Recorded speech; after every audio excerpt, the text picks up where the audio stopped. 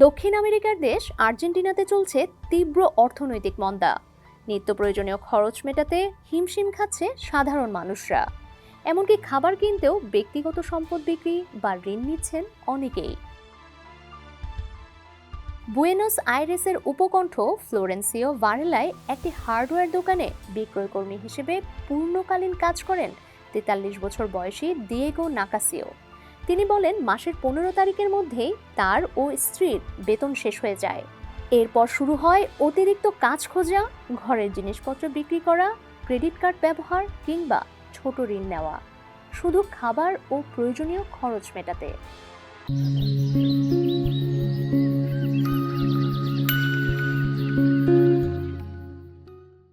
বিভিন্ন জরিপে দেখা গেছে দেশটির প্রায় অর্ধেক মানুষ সঞ্চয় ভাঙছেন, আত্মীয় স্বজন বা ব্যাংক থেকে ঋণ নিচ্ছেন অথবা জিনিসপত্র বিক্রি করছেন দৈনন্দিন ব্যয় মেটাতে।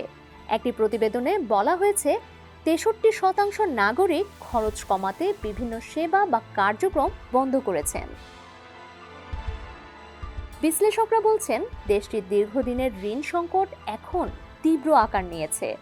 সমাজবিজ্ঞানী ভায়োলেতা কারেরা প্যারেরা বলেন, সবচেয়ে উদ্বেগজনক বিষয় হলো মানুষ বাড়ি বা গাড়ি কেনার জন্য নয়, খাবার কেনার জন্য ঋণ নিচ্ছে।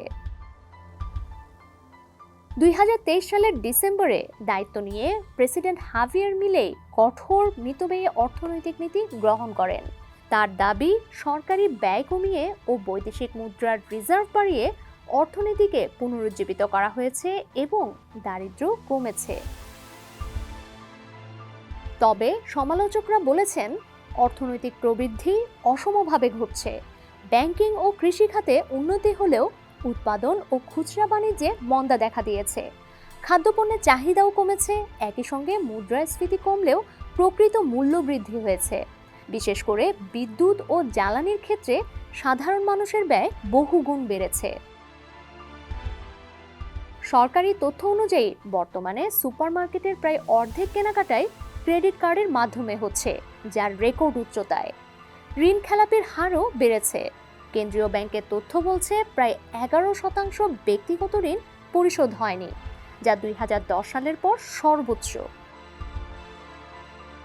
৪৯ বছর বয়সী গ্রিসেলদা কুইপিলদর বলেন, পরিবারের কয়েকজন মিলে কাজ করলেও মাসের ১৮ তারিখের পরই অর্থকষ্ট শুরু হয়। মাসের শুরুতে দেনা শোধ করি, বিল দিই, তারপর আবার ধার নিতে হয়। এটা এক অবিরাম চক্র।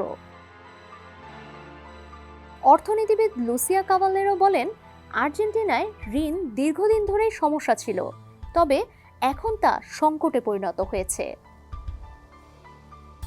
তিনি বলেন, ব্যাংকগুলো যেমন সংকটে সহায়তা পায়, তেমনি পরিবারগুলোকেও সহায়তা দিতে হবে।